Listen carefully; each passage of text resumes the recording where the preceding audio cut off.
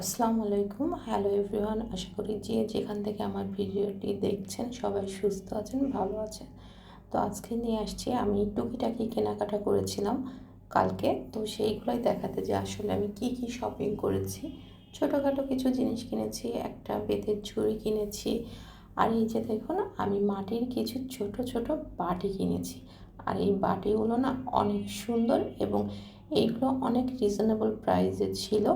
তো এই বাটিগুলোতে আসলে আমি এখন কী রাখবো সেটা ডিসিশন নিইনি, খুব ভালো লেগে গেছে তাই কিনে ফেলেছি।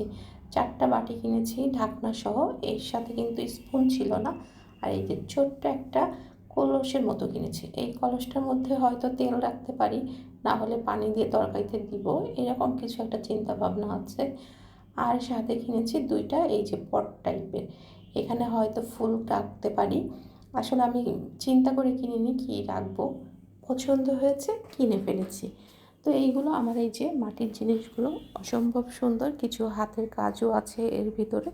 দেখুন কি সুন্দর বাটির জিনিসগুলো। আর এইগুলো না মাত্র 100 টাকা করে পিস ছিল, প্রত্যেকটা 100 টাকা করে দাম ছিল। আর এইগুলো পাওয়া যাবে মিরপুর 2-তে। মিরপুরে যারা থাকেন ঢাকার মধ্যে তারা হার্ট ফাউন্ডেশনের সামনেই গেলে এইগুলো পেয়ে যাবেন। দেখুন কি সুন্দর কারুকার্য করা বাটিগুলো, দেখে না আমার আসলেই মন ছুঁয়ে গেছে। ওইখানে আরও অনেক কিছু ছিল। তো এই যে আমি আপনাদের এইগুলো দেখাতে দেখাতে চলে আসছে আমার রান্নাবান্নার জন্য। দুপুরে তো আসলে রান্নাবান্না করতে হবে, খাওয়া দাওয়া তো করাই লাগবে। আজকে রান্না করব মাছ।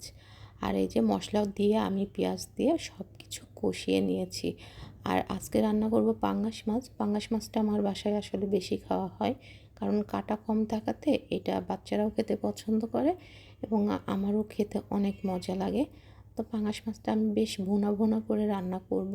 আর এই যে কষানোর পরে আমি এর মধ্যে না হালকা ঝোলের পানিটা দিয়ে দিব। ঝোলের পানিটা বেশি দিব না, সামান্য পরিমাণের ঝোলের পানি দিব। তো এই যে মাঝে মধ্যে বড় ভিডিও না করলে তো হয় না, এই জন্য বড় ভিডিওটা করতেছি।